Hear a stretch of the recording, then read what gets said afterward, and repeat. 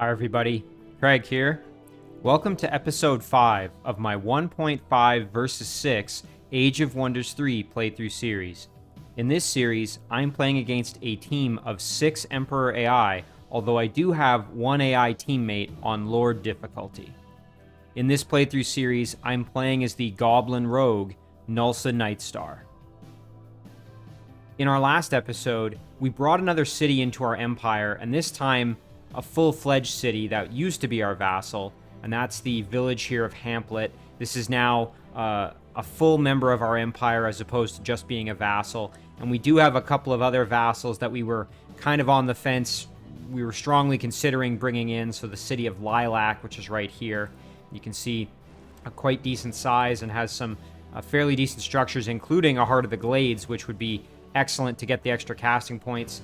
And then we also have a really powerful human city over here, the town of Edinburgh, which, as you can see, has a number of very good structures and is in really good shape. So we also have a nice army here led by Beneaths, ready to clear out the rest of kind of what's around this city. So we kind of left it on a bit of a cliffhanger with some decisions that we were going to make. But before I dive into this episode, I did just want to give a couple of quick shout outs to a few individuals who left some fantastic comments on the previous episode. So I asked, and you guys absolutely delivered. I was really looking for some feedback. I kind of had a few decisions I was going to have to make here that I wasn't too sure of, but boy, did you guys deliver. So let's go through them. The first set of comments here is from Insert Username. Insert pointed out that Control Undead, which I did get in an item last episode, so let's just double check where that was. I believe we got that with Gnulsa. Yeah, there it is.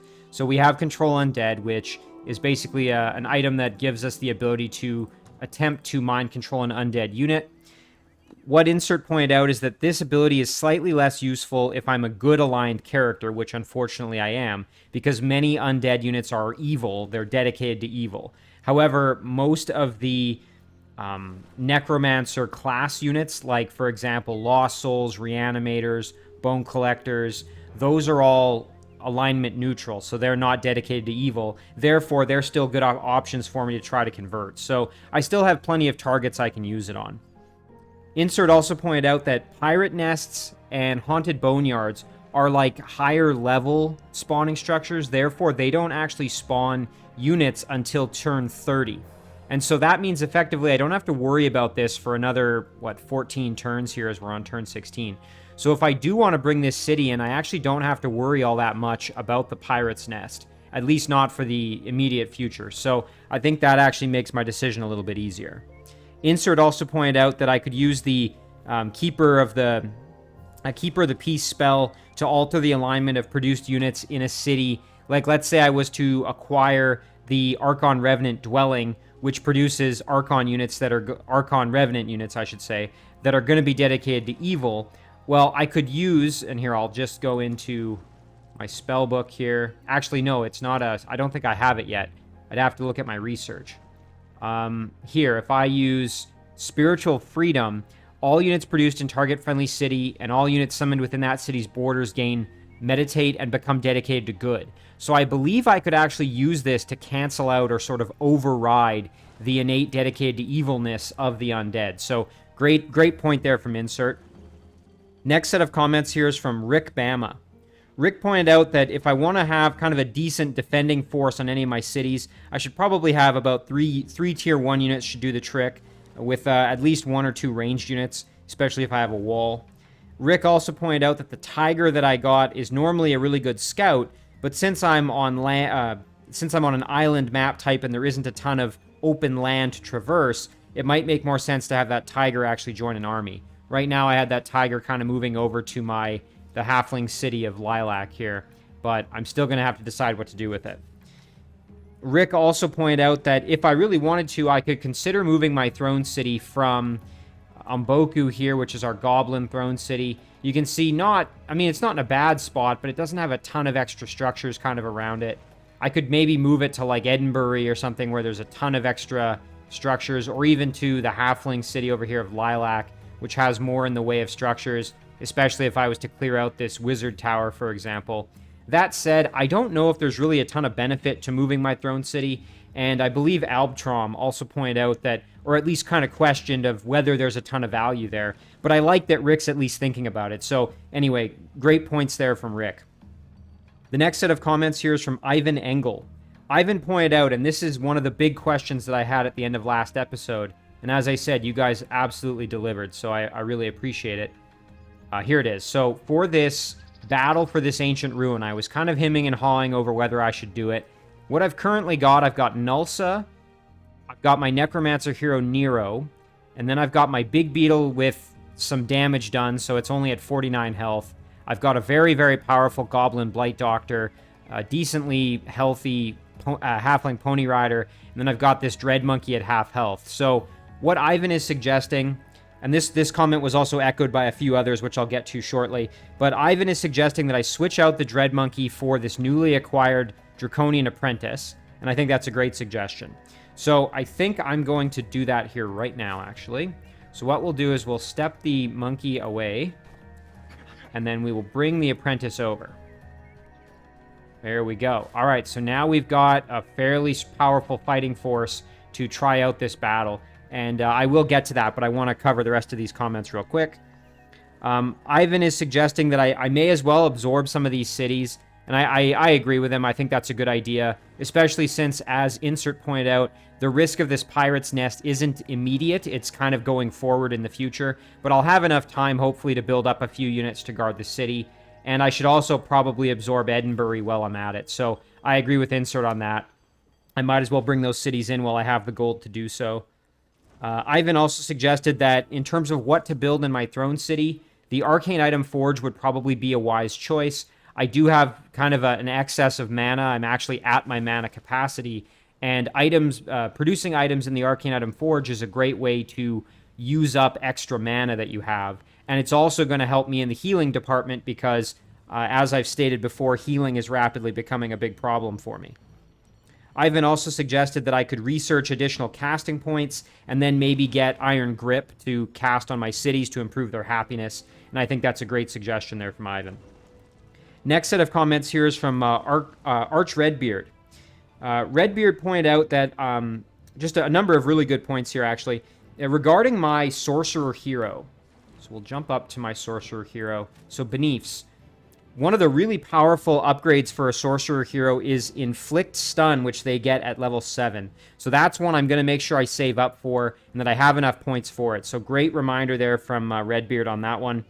Another spell that would be really, really good for my Sorcerer Hero, and of course, we want to try to gain extra casting points for our Sorcerer Heroes because that's quite powerful for them.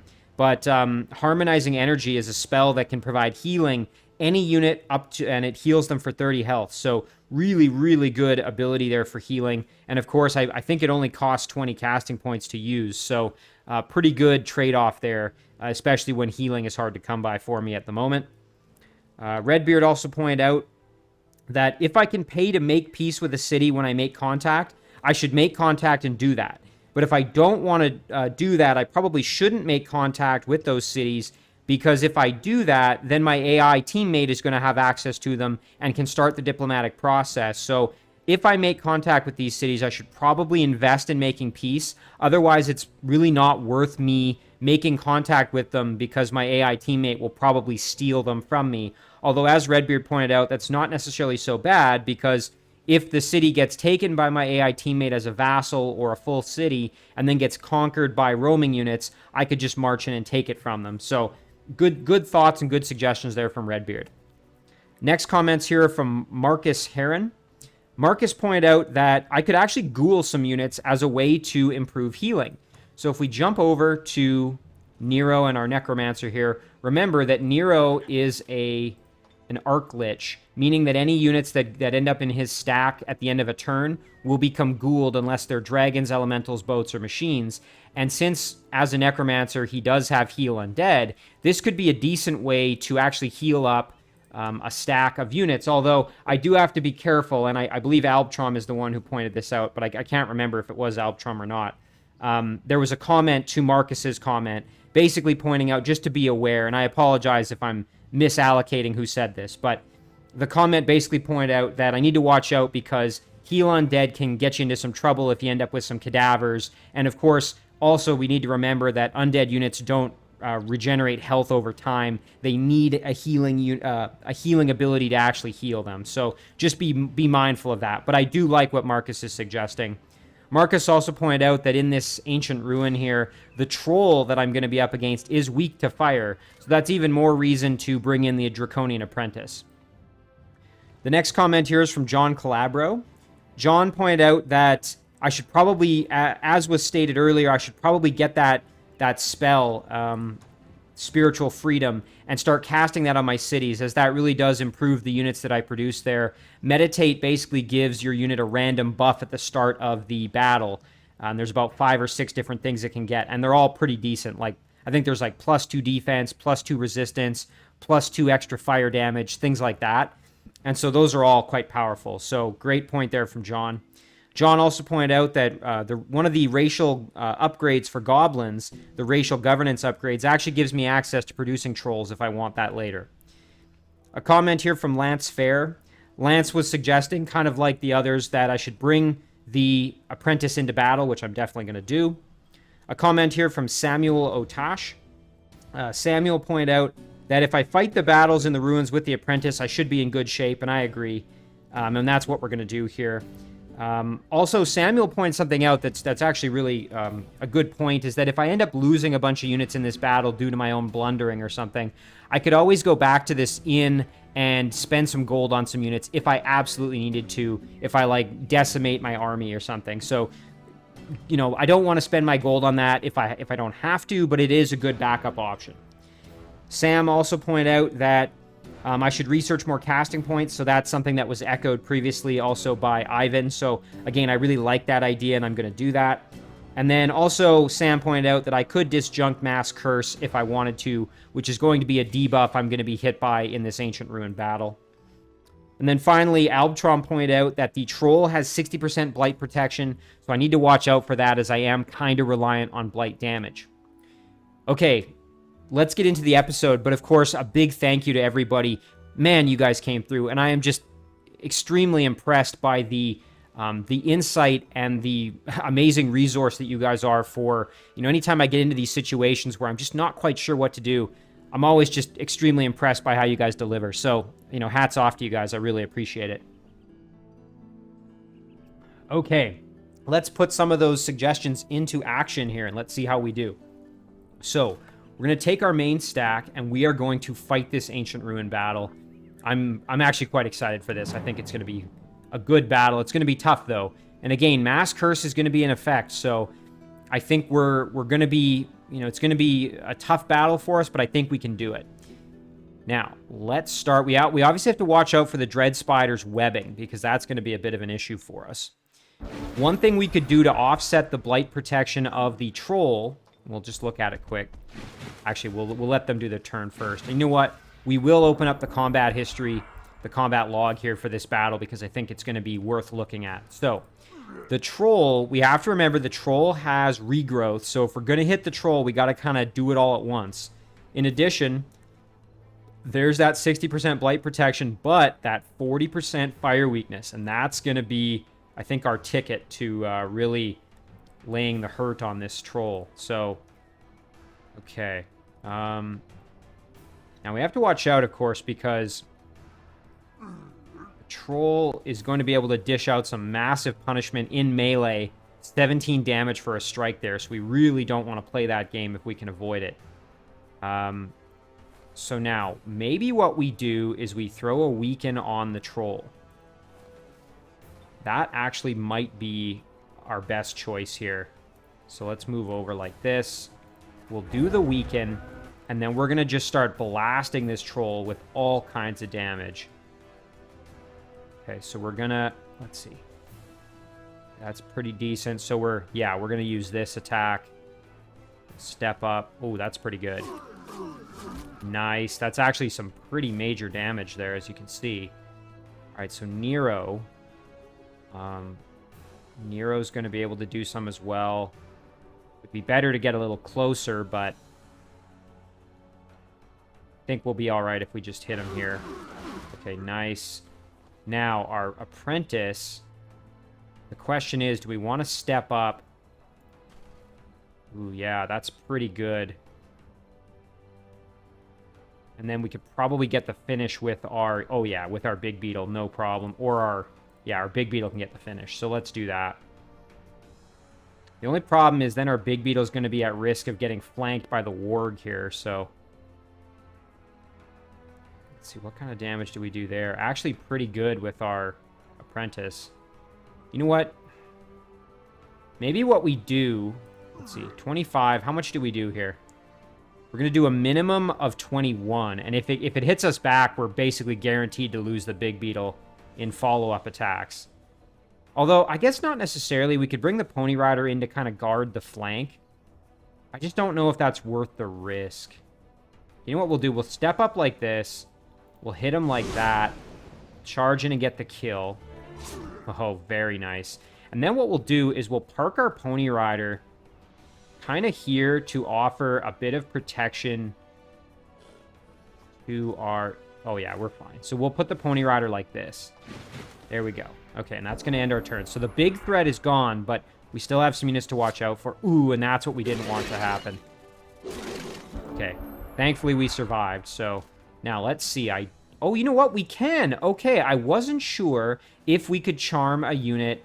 I thought we maybe couldn't charm monsters and animals, but turns out we can. So that's actually fantastic to know. Okay, so now we got some units to kill. Now, if I was going to convert a unit, the Spider Baby would probably be the one that I'd want to convert, because it has the opportunity to evolve, of course. So that would probably be my preference. The only thing I don't really want to do is waste... You know, I'm going to need all the attacks I can get here, I think. So, and you know, with Nero, I could, if I don't do that, I could use Nero to just turn the troll into a cadaver, which wouldn't be so terrible. Again, we don't want to lose the Pony Rider here, so let's see. I'm just thinking about this. So if we're going to attack, we can... Yeah, we won't kill the Spider Baby, but we'll do a lot of damage here. And then we could get the finish with either Gnulsa or the Big Beetle. Although the Big Beetle, we kind of want to try and kill the Warg, I think.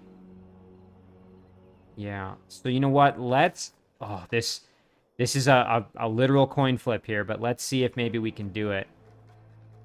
What we'll do, I think maybe we'll move Gnulsa over here. And then let's try it. Come on. Oh, dang it. Okay. That's kind of unfortunate. Okay, so now we have to decide how to handle this situation we're in.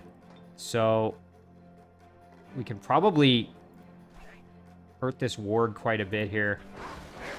Yeah, there we go. We got the kill. Now we're in good shape. So we can step our... Actually, we can do this with a firebomb. Hurt both of them quite a bit. Excellent. And then with our Blight Doctor, we can step up and probably kill the Spider Baby. Yeah, there we go. And then we should be able to attack the Warg and basically just get the kill. So let's do that. Yeah, there we go. Now, again, the problem there is I didn't have an opportunity to use Nero's raised corpse to get a cadaver. But, you know, had we managed to get that Spider Baby, that would have been pretty huge. So I suppose what we maybe could have done is use the Blight Doctor's attack to try to inflict... I believe noxious... Yeah, noxious vulnerability. We could have used it to try to do this, but again, you know, that's... You know, it was one of those situations where we kind of had to weigh it out. Now, this is one I could sell for gold, but we do have pretty decent gold at the moment, and I would like the extra knowledge. Although, you know, is 30 knowledge really going to make that big a difference? I'm not entirely sure. Although the extra range damage would be pretty solid for our heroes. You know what? I'm going to take this one. And I think I will give this to... I might actually give it to our... Yeah, I'm going to give it to our Necromancer. There we go. That'll improve his Black Bolts a little bit. Okay, so now let's decide how we want to kind of divvy these troops up. So maybe what I'll do is I'll actually send the Pony Rider with Nero. And that way, and the big beetle can stay with Gnulsa. That way we have a decent melee unit with Nero, who will become a ghoul. Well, yeah, let's maybe do that. And then the question is, where do I want to send them? Well, I think my plan is to send them over here and have them go into that shadow gate eventually, so I think that's what we'll do. There we go. Now, this stack I can keep kind of together. You know what? I'll maybe put the cheetah in with as well. There we go. And then, yeah, I think what I'm going to do is keep the stack kind of with the units that I have here. So, let's just see. Now, the other question is, where do I want to send Gnulsa now that I've done this? So, it might actually be worth sending Gnulsa over this way. Across the water to this other island and seeing what's over there. Well, we're going to be limited in movement by our apprentice, so I think we'll just hang out there with Gnulsa. Meanwhile, with Nero, we're going to head across the water here. We're going to need an extra unit or two, that's for sure, to really be combat effective, but... And you know what? Maybe that's where we send the tiger down to join up or something. Okay, so now let's actually do this. Let's bring them into our empire here. We're going to bring Lilac in. Very nice. And then we're also going to bring Edinburgh in as well. So yeah, that gold's getting used up pretty quick. Okay, and look at this. Wow, this city got even better as we have Heart of the Glades there as well. The other nice thing is that bringing in Lilac gave us the extra casting points, which is huge, so... Okay. As for this army, we could go and try and clear this Lost Library next turn, but I'll have to kind of decide on that one. We can summon a Grimbeak Crow, and the question is, where do we want to scout with that crow? So one thing we could do is scout over here and see where we're going to send Nero. The other option is we scout north of Edinburgh and see what we can see. Although, since we brought the city in, that's giving us a slightly better view. So we're probably going to want to send this stack with Beneaths here over and clear this out so that we can get access to it once this city grows. And then we'll have extra casting points, which is huge. So, I think, yeah, what we're going to do is we're going to summon the crow right here. And then we're going to head over this way. And you know what? We might even ignore the mana crystals for now until we cast some additional spells. So, one thing we want to get is corpse looting. We're going to gain a small amount of gold for each unit killed in combat. That's going to make a big difference kind of in the long haul, so let's get going on that. And then, actually, you know what? We might as well just pick it up. We're kind of... Well, yeah, we use some up, so let's... I mean, it doesn't really matter. We'll pick it up now. And then, now we could scout in and see what's there, or we could just keep moving. Maybe while we're here, we should. Okay, so we've got some structures, some units here that we can fight, and there's that spawning structure that's causing us grief. So we're going to have to send a stack eventually in to get rid of this, so that elemental units don't come through and harass us any further. Now, with the crow, we're going to head over that way. So we'll basically just keep moving this direction and see what we can kind of find. You know, this island might not be the worst location, although I guess we've got a city right here, but I was going to say, if we had a settler, we could park them right kind of in here, clear out these three structures, and have a decent little area. And that would help us keep an eye on the Shadow Gate as well, but I think since this city's here, we'll probably just leave it. Because it'll grow, and it'll probably encompass the Lost Library at least. Alright, so now let's pick our research. So thankfully, that extra 30 is actually giving us a boost here, so we could do something a little bit more quickly. So maybe we'll grab Spiritual Freedom. Again, I was going to do Cloak and Dagger, but since we have the extra and I want to kind of use it to have some efficiency here, I think maybe it would be better to... Although, well, looking at this, so we're going to get 113 each turn. This is 140, so in a way that's not really benefiting us all that much.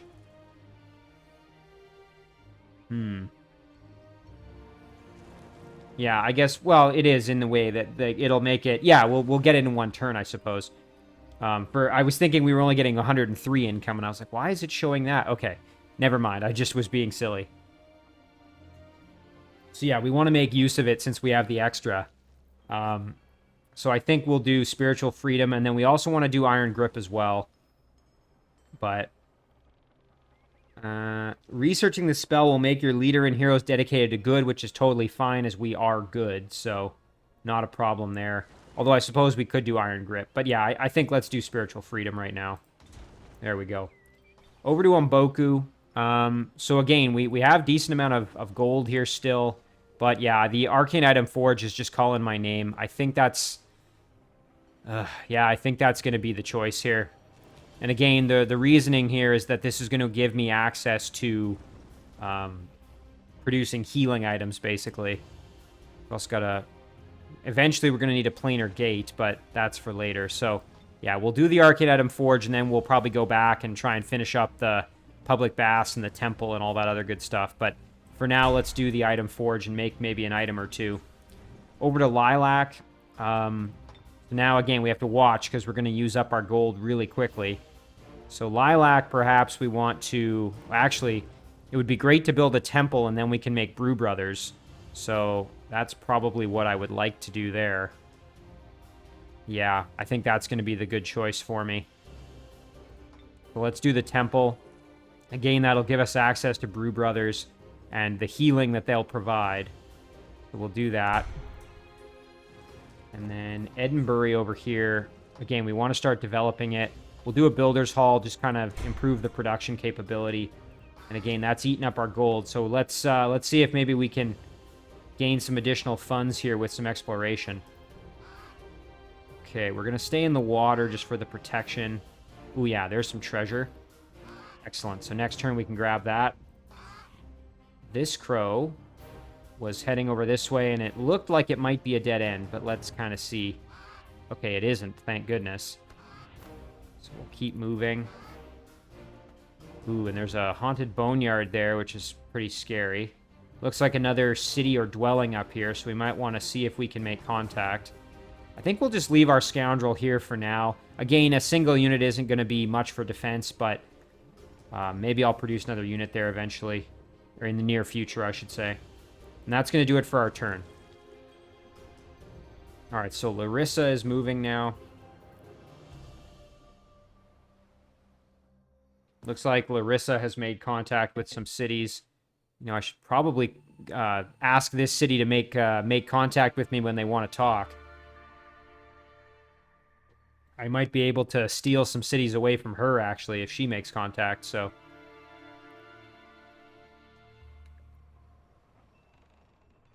Yeah, boy, she's made some kind of interesting army, I guess you would say, composition decisions. She's leaving her heroes here to guard the city while her other stack is out here fighting. Like, you think you'd want to send at least one or both of these heroes out to join that stack, but AI's gonna AI, I guess.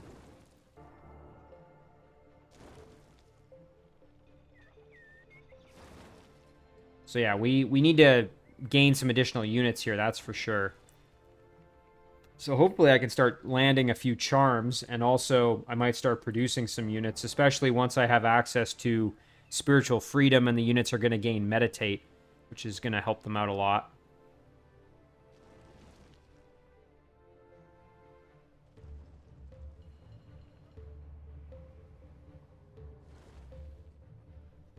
But yeah, gold is going to become kind of our problem.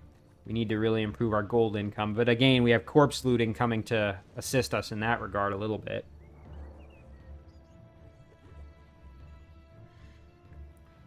That will be helpful.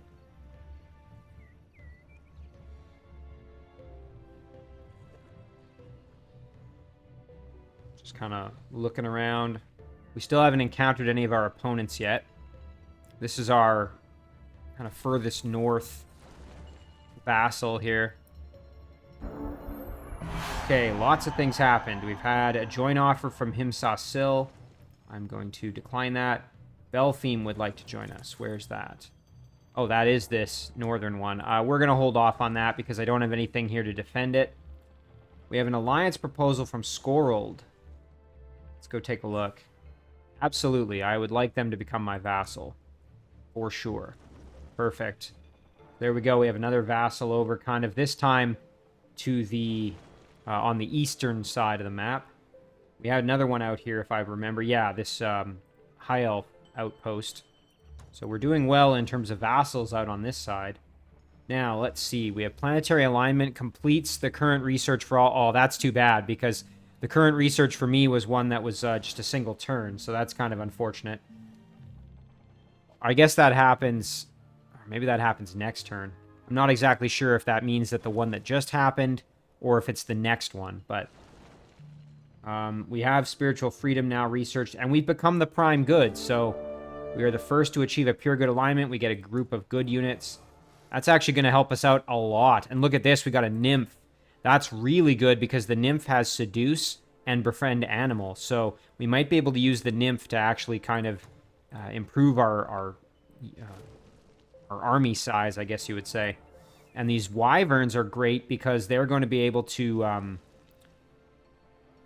they're going to be able to traverse the water because they can fly. So, quite happy with how that turned out. So, we'll do a little bit more scouting with our crow here.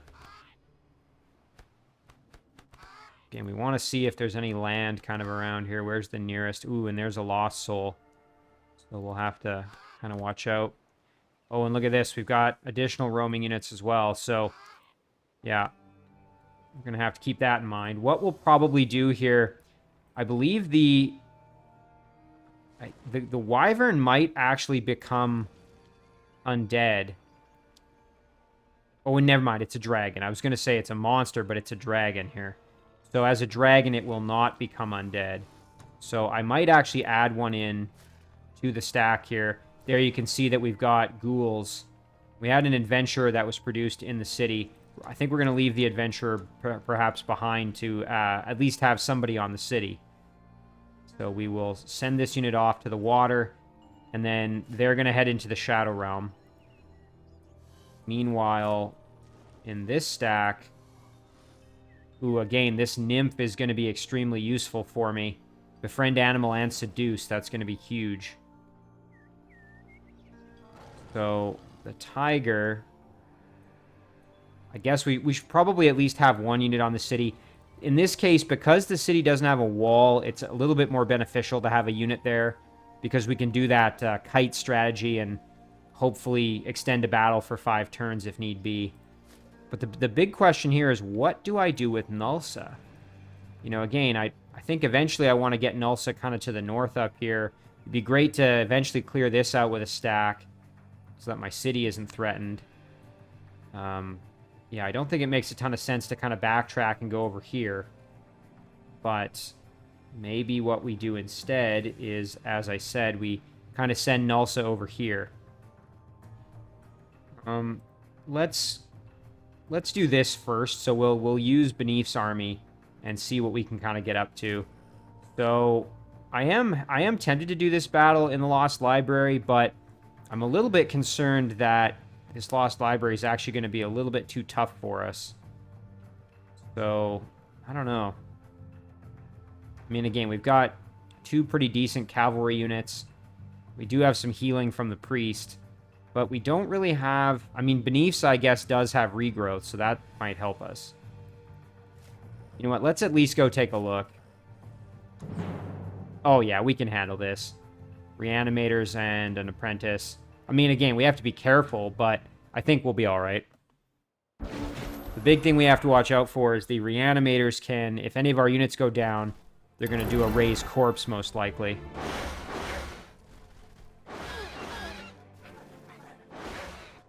Bring up a cadaver, which would be unpleasant for us, that's for sure. Get our priest up here. So we'll hit the Goblin Reanimator with some damage. Excellent. And then Beneath's can do the same, I think. Although, you know what? It might actually be better to send Beneath's in to fight. Or at least do this. Really doesn't do as much as I was hoping.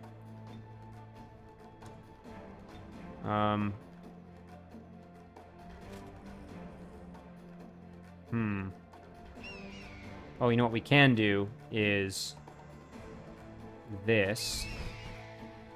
this. Oh, that's perfect. And then we can blast here, charge here, and probably get the kill, or at least be very close.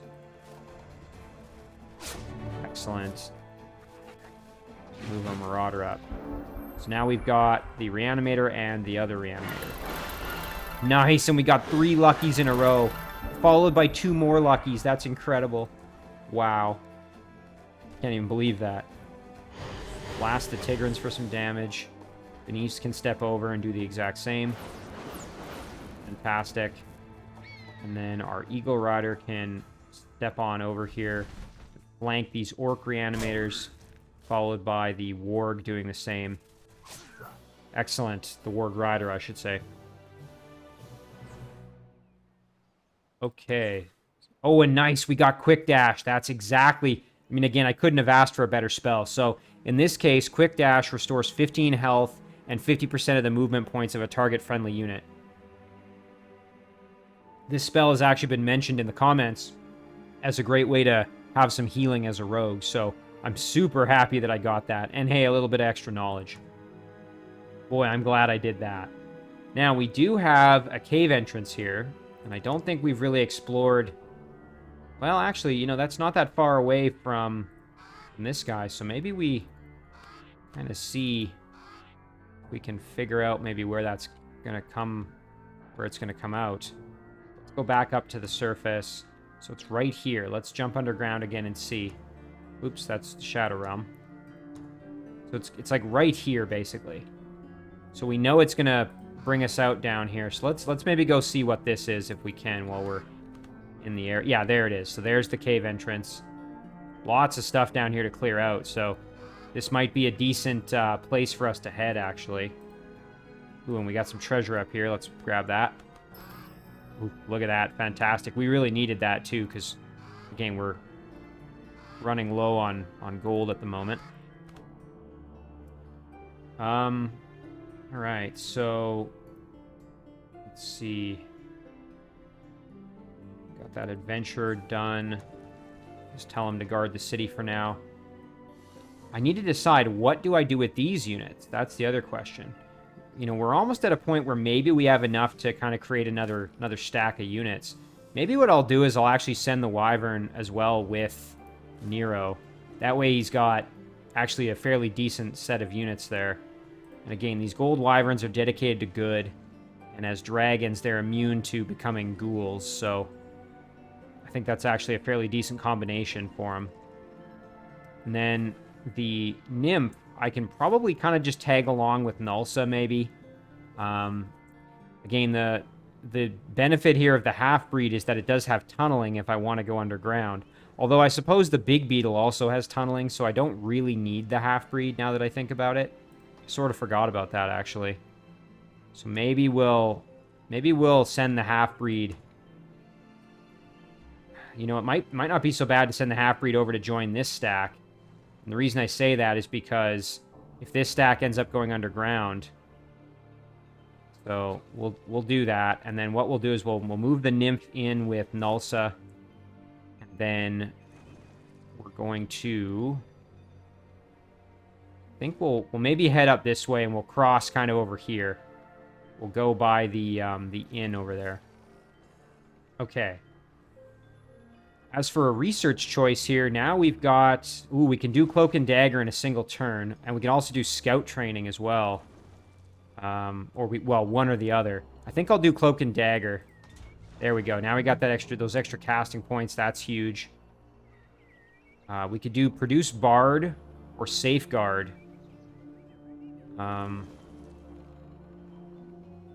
Produce Bard wouldn't be so bad. I mean, again, we want to get to Assassin eventually, and then also keep moving on to Shadow Stalkers. Again, Iron Grip's going to be helpful for us, that's for sure. And Corrupted Killers is one that we need, because any scoundrels we've produced, we want them to eventually be able to evolve into lesser Shadow Stalkers. Got Moving Target as well.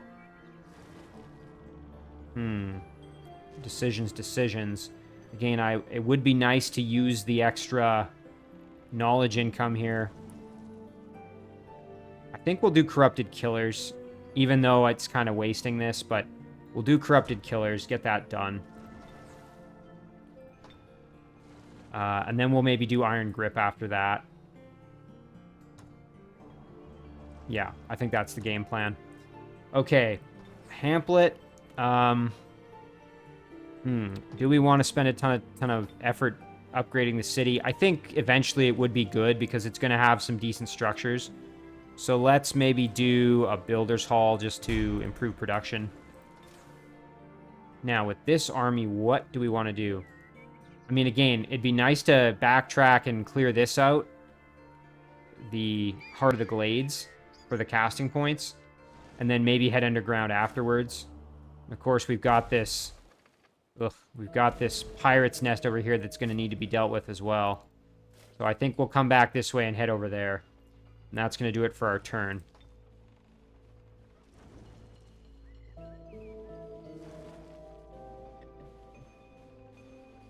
Oh, and you know what? I forgot. I forgot to make contact with this city. Although, depending, it looks like maybe Larissa might not have initiated contact yet. So I suspect this unit's probably going to come under attack from those lost souls that were over here. Although not necessarily. If that does happen, what I'm going to basically do is just try to kite them. And the good thing is I have pretty solid mobility with these crows, so...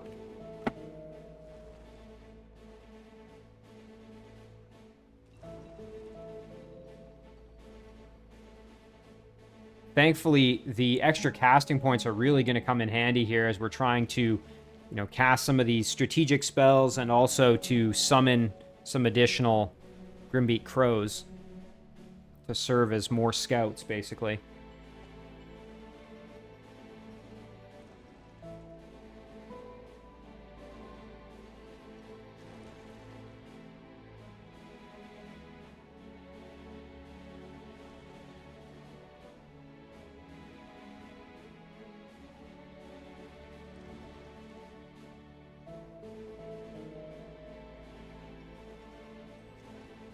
Alright, while we're waiting for the turn to flip over, again, we just have to kind of decide.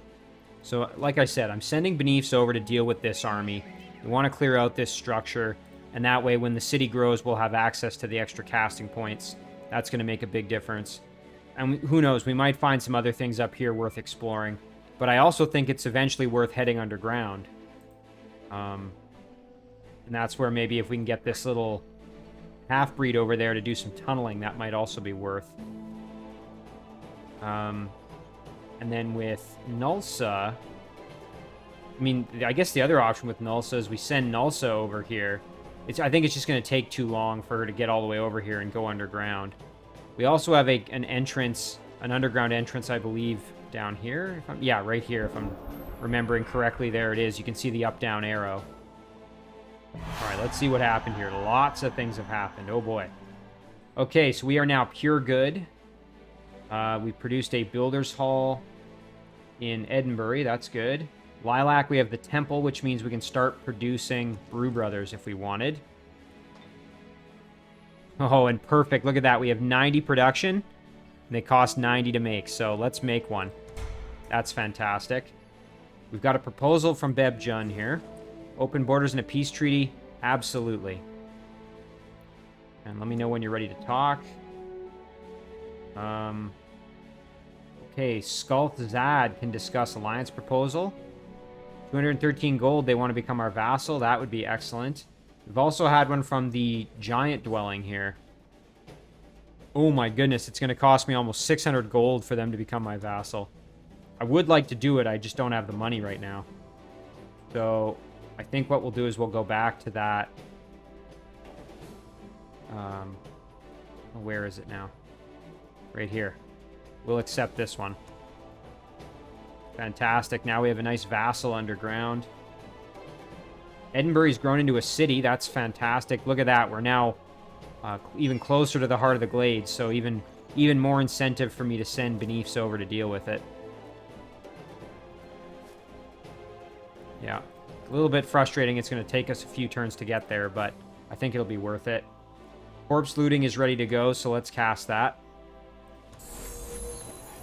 Very nice. A little bit of gold every time we get a kill. And then we still have... We can cast Spiritual Freedom, so let's do that.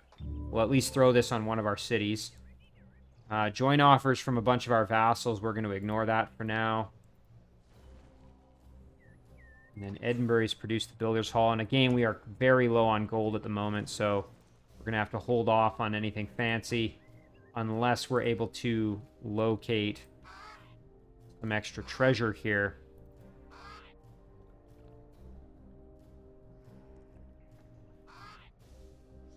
Okay. Here's another independent, looks like another dwarven, perhaps, independent city underground. Yeah, so Edinburgh, we're not really going to be able to produce anything at the moment.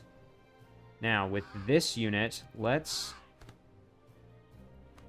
move to the land here and see if there's anything worth scouting and exploring, perhaps. Okay.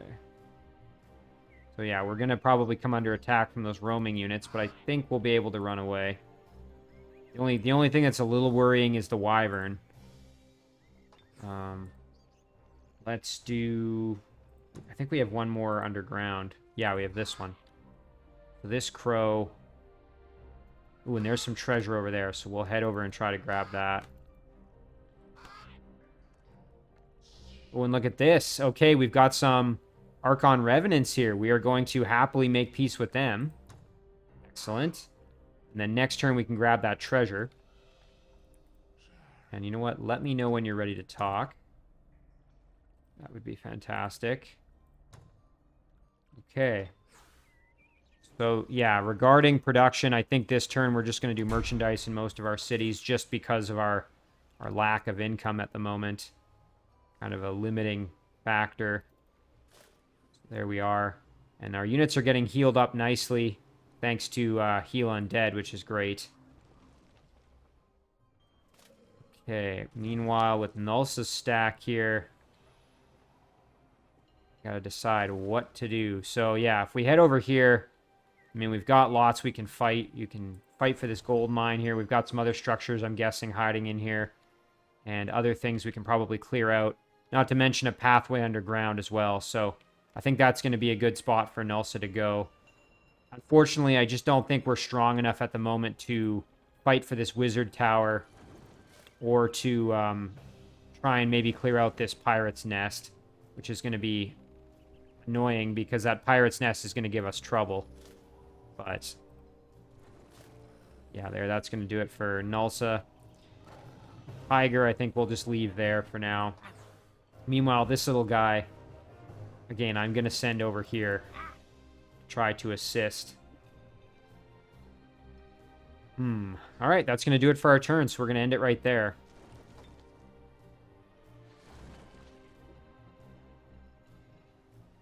Now, the big question as well is going to be, which city should I put Spiritual Freedom on first? Probably a city that's producing units, which might be the Brew Brothers here in Lilac, because I think that's where I'm going to have units kind of being produced the most frequently at the moment. And eventually on Mboku, that would also make sense.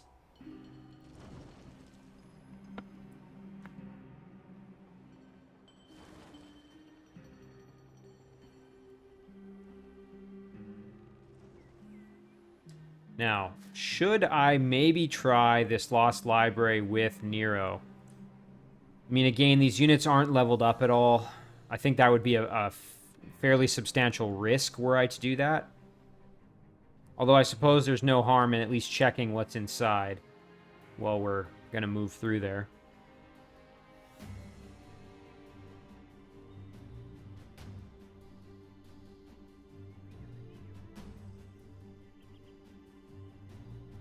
And then... Oh, and again, I forgot to check if we've made contact with this city. I don't think we have, but it's worth checking to see. And let's see, anything else fancy going on? Again, this is probably just going to stay as a vassal most of the game. Some of these kind of frontier cities, I'm thinking kind of the same thing as well. We just don't have any units over here to really do much. All right, so in this instance, we're going to see if we can keep this unit alive, but I'm a little bit concerned about the wyvern there.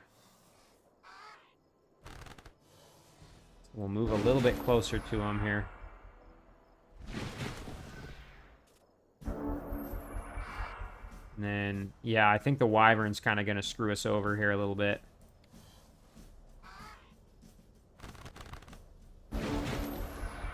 But we'll try it. Maybe we'll be okay. And I just need to stay outside of the movement range of the wyvern.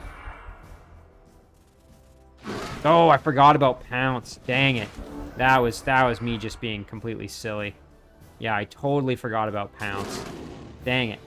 Alright, well, yeah, I kind of botched that one, but that's alright. I mean, we know we're going to head over here. It's just, oh, it's a shame because that, again, losing scouts like that is a huge waste. And it would have been nice to send that scout underground to see what we're dealing with under there, but man, those are always painful when you lose those scouts. And again, I need those scouts because I'm really trying to rake in extra gold, so.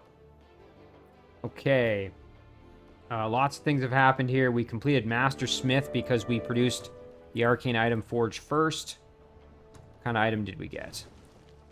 Legendary headgear. True Sight, Inflict Despair, and Vision Range.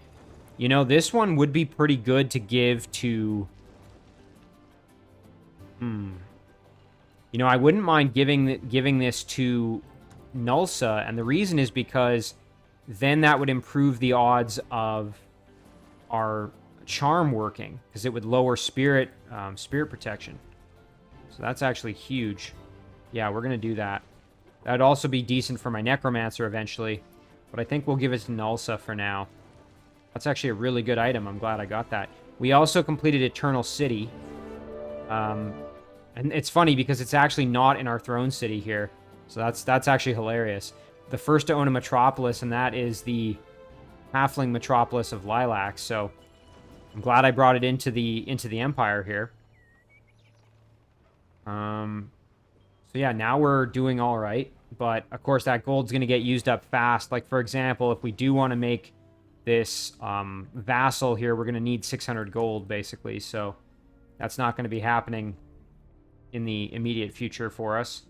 Join offers we're going to ignore. Okay, we now have spiritual freedom ready to go. So let's ponder where we want to use it. Again, we do need to get Iron Grip because that's going to give us a big boost for our cities as well. On Boku, it would make sense eventually, but I think for now we're going to throw it right here because this is the city where we're actually producing units. So again, we've got the Brew Brothers that are going to come out of there. I think that makes the most sense to be using that there. So now, yeah, we'll make one more Brew Brother. Now this Brew Brother can perhaps embark and kind of go along with our main stack here and help them out with some healing.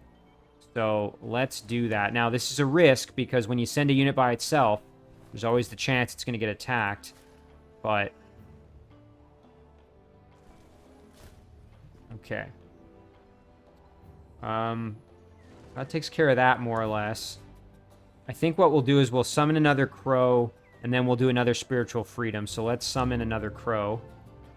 And then what we'll also do here is we're going to double check and see what is in here. You know, we could probably handle this. I mean, again, we've got fire damage, but thankfully our gold wyverns are, and spirit damage, but our gold wyverns are really good against that. And we do have a dwarf reanimator there. So, you know what, I think we could probably handle this, and I think it'll be worth it because these lost libraries give you a pretty good reward in the form of a spell that you can get access to. So, you know, basically one less thing for me to research. I think we'll do it. I just have to be careful. Okay, so again, our gold wyvern is going to be really useful for this battle, I think. Both of our gold wyverns, I should say. So let's just take a peek at them here. So we've got 100% fire protection and a little bit spirit protection, which is going to help us out.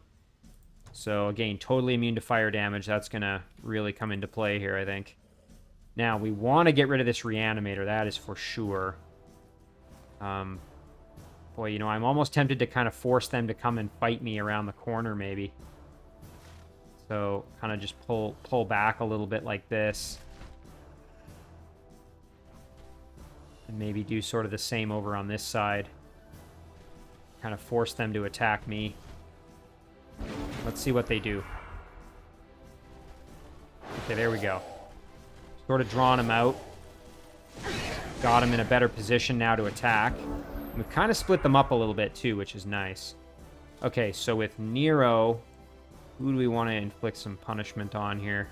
Probably the priest, as we're going to do more damage, that's for sure. So, step up like this. Oh, and look at that. We can really put the hurt on that priest, which is great. The wyvern here, I think what we're going to do is we're going to basically flank in behind like this. Do some hefty, hefty damage there. And then I think we'll actually kill the reanimator and sit next to the priest with our pony rider. Like that. Meanwhile, our other units here can probably kind of combo up on this elder and do a fair amount of damage. So we'll step out like this and do that. And then we'll do a charge hit here for some damage. Excellent. Now, I'm a little concerned about our cheetahs here getting hit with some fire damage, but hopefully either that or a... Ooh, yeah, they might die, which would be kind of a shame. Let's hope that doesn't happen. Okay, there we go. They went for the healing. And, like, that was a silly decision. I'm really surprised the Elder didn't attack the cheetah because they actually might have been able to kill them. But in any case, now we've kind of got a free shots on these units, which is great. So let's take full advantage here. A flank opportunity on the... I'm just going to use up our movement. There we go. We've got a flank shot on the priest. We can do kind of the same here. Let's do it like this. Excellent. Nice kill there. And then the reason that I was kind of doing that the way I did is because I want to do this and get ourselves a cadaver. I'm going to summon up like this, do a flank shot here, and then get the kill with our pony rider. You know what? We'll even get a charge going. There we go. Perfect. Yeah, that actually worked out quite well. I'm very glad we did that battle. We got ourselves a cadaver. Which, worst case scenario, I can use the cadaver as a scout. The other nice thing about the cadavers is that, and we got 18 gold out of that battle, so that's good. Oh, and Dispel, you know, that's a good spell to have access to, so I'm actually quite happy with that. And then now we're gonna head into the Shadow Realm here. And this cadaver, the nice thing I was gonna say about cadavers is that they actually require mana upkeep instead of gold, so I can create a bunch of them, and they do decay over time. So you have to keep them with a unit that can heal undead, unless you don't really care and you just want them to kind of be an expendable unit that decays and goes away. But they don't really cost me anything because I have so much mana, it's not a problem. So I can make them and use them as much as I want or kind of whatever. So very lucky in that respect. All right, let's do this battle with our Necromancer.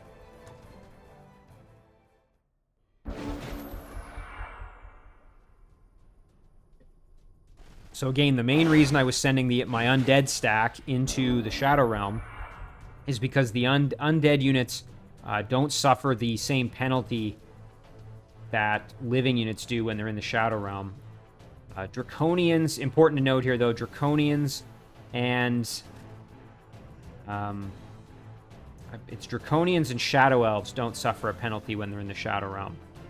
They're kind of used to the magic of the area, I guess. I mean, Shadow Elves are like native to the Shadow Realm, and Draconians are kind of resistant to magic effects and whatnot, so that sort of makes sense. We're going to do a nice flank shot here, and then we will do the exact same thing over here. this. Very nice. You know what? We could even charge the Wisp. I think what we'll do is we'll sit like this. And then our Cheetah can step up and do this. Excellent. So the Wisp will probably hit my hero, I'm guessing. Yeah. There it is. Now, thankfully, with Nero here, we could go and try and grab a unit. We're going to take a hit if we try to run away. That's the only problem. The reason being I could grab another cadaver, but I could also just heal myself, which I think I'll probably just do.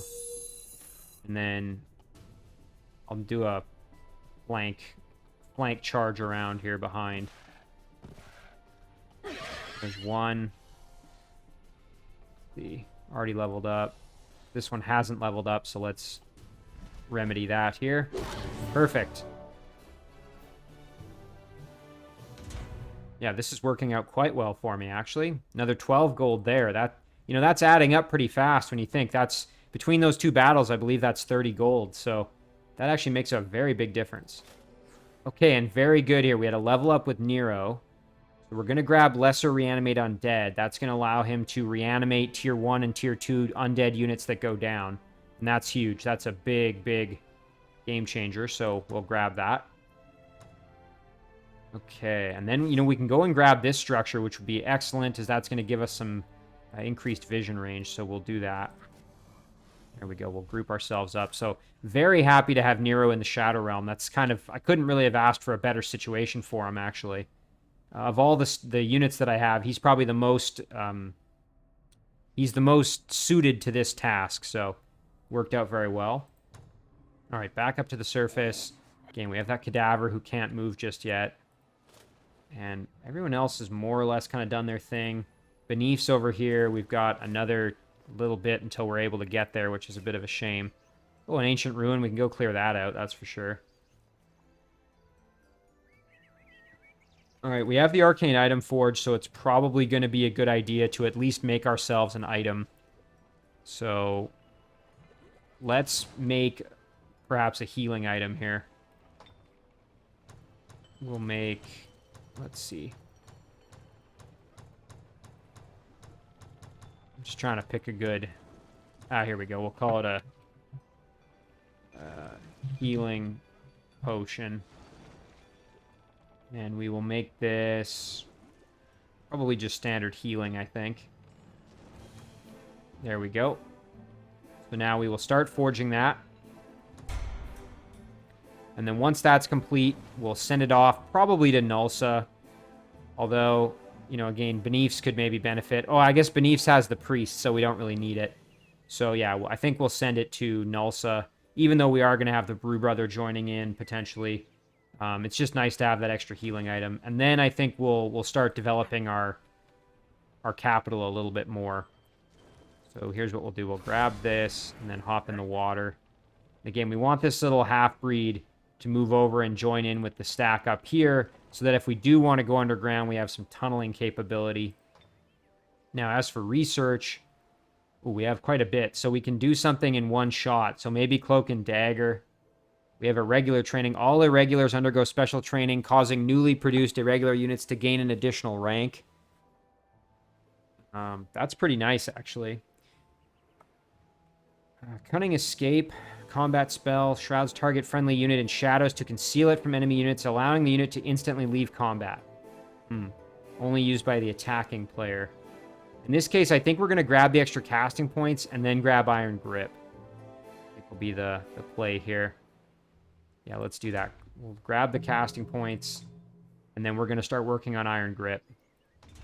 There we go. All right, back to Edinburgh now. So, again, we have a little bit of gold, but we don't want to go too crazy with it. Ooh, and there's a Nightshade Fairy there. Yikes, that's going to be a little bit scary to deal with. Yeah, these Nightshade Fairies can dish out a lot of damage very, very quickly, so we have to watch out. Now, for Edinburgh, getting that Siege Workshop would be ideal. I'd really like to get this production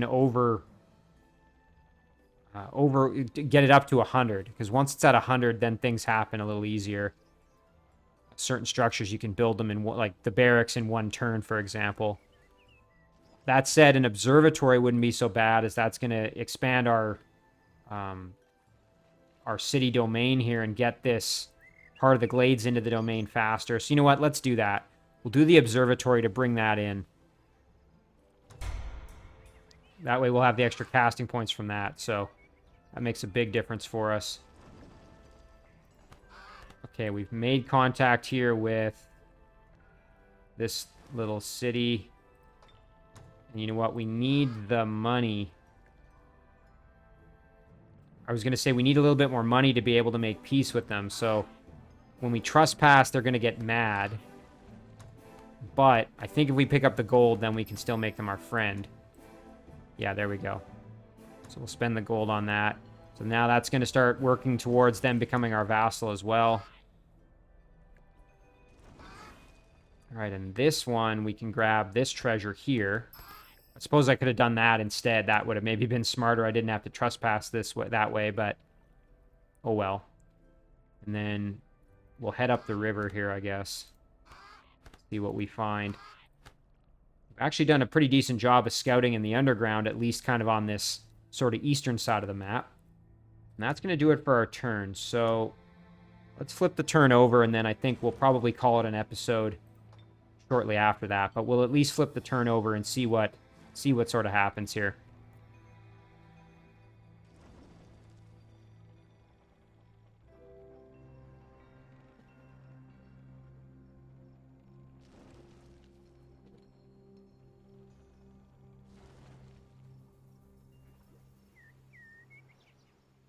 Finally, okay, looks like Larissa has finally mobilized one of her heroes. She's taking it away from the city here. And she's moving a stack, getting them kind of going.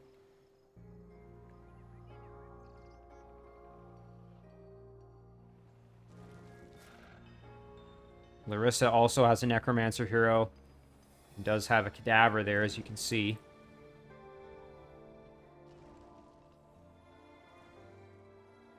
Yeah, boy, we need to get rid of these pirate nests.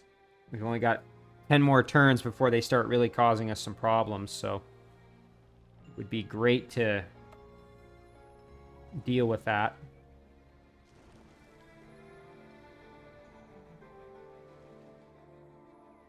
Yeah, once Gnulsa gets over here, we're going to just start clearing out structures.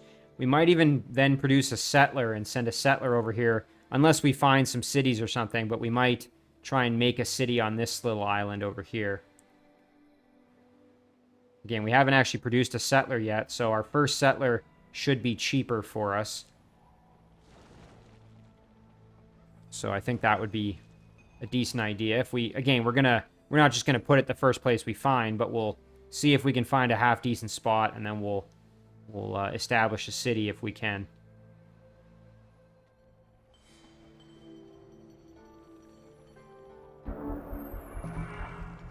Okay, lots of things going on here.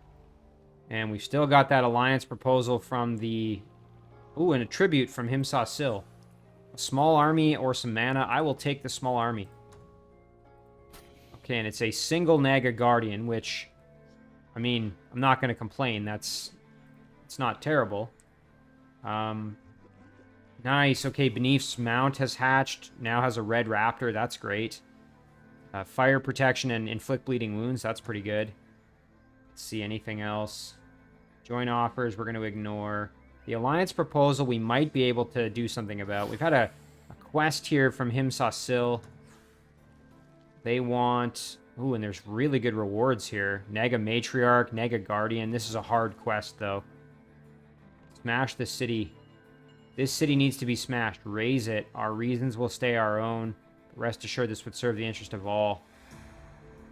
Well, I don't think I want to do that. Score rolled. Basically, they want me to raise this city, but it's currently mine, and I don't want to do that, so we're gonna decline that quest.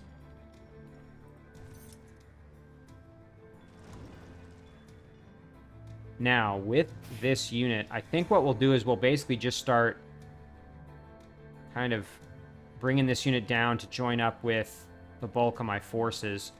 So we'll grab this shrine upgrade. and just start moving. Now, I'm hoping that this unit doesn't come under attack on its way, which might happen, but if it does, that's, you know, it is what it is. Maybe what we'll do is before this episode ends, we'll engage this battle with this stack here, with Beneath's stack, and then maybe we'll call it an episode right there. We've still got lots of other things to do, so one thing I want to do is turn that off so we know we have to move that Brew Brother. Yeah, lots of good stuff going on here, so I think that's what we'll do. We'll end this episode with a battle. So we'll move over. We will engage the battle with the Eagle Rider. Let's do it. So again, we have to be careful because that Nightshade Fairy is going to do a lot of damage if we let it. Okay, they're not going to come to me. I'm going to have to move to them. So, now here's the question. Do I want to use Bestow Ironheart now to get the extra resistance and defense out of it, even though it's not going to provide healing? Or should I save it and save the healing? And I think I'm going to save it for the healing, to be perfectly honest. One thing I could do with Beneaths is use Sphere of Protection if I need to. So here's what we're going to do. We're going to ever so slightly advance. We don't really need to get super aggressive here. Just want to advance enough that they kind of commit to attacking me, basically. So my Marauder's probably a good choice for that.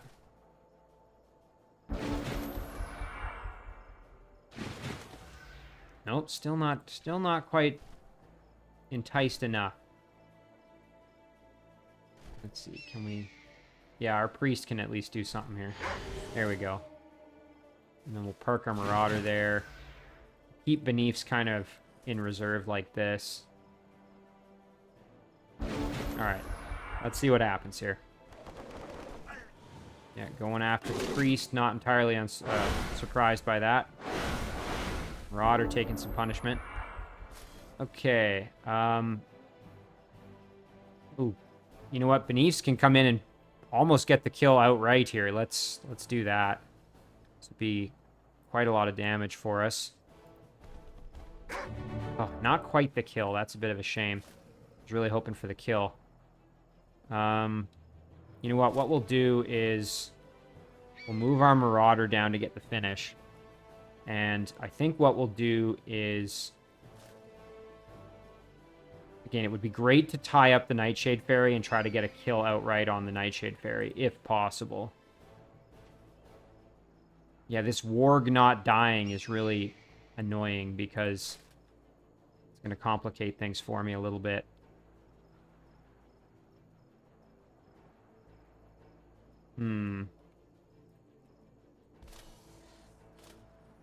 Yeah, because someone's got to kill... You know, okay, you know what we'll do? Here's what we'll do. We'll kill the Zephyr Bird. Excellent. And then we will run the Priest further away and kill the Warg. Perfect. Okay. Yeah, there we go. That was the big brain play, I think. And then what we'll do is we'll bring the Warg Rider over, attack the Fairy for some fairly hefty damage. And then kind of do this and get a flank here. Oh, amazing. Now we're going to take some punishment from the Buttercup Fairy. That's unavoidable. Oh, and we lost the Marauder. Dang it, I really didn't think it was going to do that. Yeah, that's a shame, because that Marauder was, I mean, not a super useful unit by any stretch, but it was nice to have, and it was starting to gain some levels, so bit of an oopsie on my part. I had a couple of those this episode, but overall, I'm pretty happy with how things have gone. All right, there we go. Yeah, I keep losing some of those units that they don't seem like much, but it actually makes a big difference. 24 gold out of that battle. And again, really important that we now have this Heart of the Glades ready to go so that once we're done the observatory next turn, we're going to benefit from the extra casting points. So I think we will end the episode right there. We'll do our level up, though, real quick with Beneaths. So we are now level 5. And there's Harmonizing Energy, which we could grab. And we actually currently have enough to have it. We also can get Men Magical Being. This is going to be great once we have access to Shadow Stalkers because they are of magical origin and we could grab floating, and that's going to allow us to make like a doom stack with our sorcerer hero and all of these elementals that float, and we can heal them. So I'm really excited to have that eventually, but we don't need it right now. So yeah, let's grab harmonizing energy. Perfect. Okay. So there we go. And yeah, I think that's going to do it for this episode. So we'll just zoom out and take a look. So again, we now own Hamlet. That was from the previous episode. We've brought Lilac and Edinburgh in. We have Mboku, of course, our throne. We added in Skorold, and then we've added in a few underground as well. So we now have this guy down here, Skultzad, which is now our vassal. And I suspect very shortly, once we have enough gold, we'll probably bring in a few of these other ones. And I actually think we're going to have, yeah, in one more turn, we're actually going to get most likely Ancinia Res as well. Although I suspect it's going to be very expensive. And then, of course, the Giants as well are wanting to join us. So we just need a little bit more money to bring everybody into the fold. But, all right, let's save this one right here. We're going to call this one Episode 5.